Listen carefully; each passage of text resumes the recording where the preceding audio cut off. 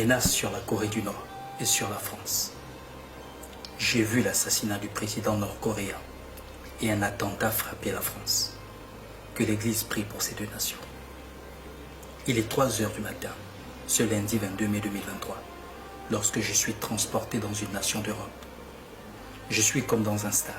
Il y a du monde. Je vois plusieurs Nord-Coréens en joie.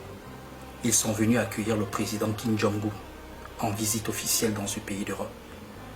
Je le vois vêtu de noir, en train de saluer la foule, en levant la main. Soudain, un coup de feu retentit. On ignore d'où vient le tir. Le président Kim Jong-un est mortellement atteint. Il est mort. Une personne va être arrêtée et accusée d'avoir tué le président nord-coréen. C'est alors que j'entends une voix me dire « C'est un grand pays qui domine le monde, qui est à l'origine de la mort de ce président. Et il veut faire porter le chapeau à une autre nation. » La voix déclare également que la France va être frappée d'un attentat. Et la vision préférée. Ceci est un avertissement du conseil de l'Éternel notre Dieu, de Jésus-Christ notre Seigneur, sur le malheur qui pourrait frapper la Corée du Nord et la France.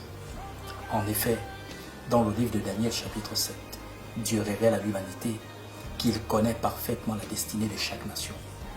Et dans Ésaïe 44, il déclare que c'est lui qui annonce d'avance aux nations et aux rois ce qui va leur arriver dans la suite des temps, afin que nous sachions qu'il est Dieu et qu'en dehors de lui, il n'existe aucun autre Dieu capable de sauver.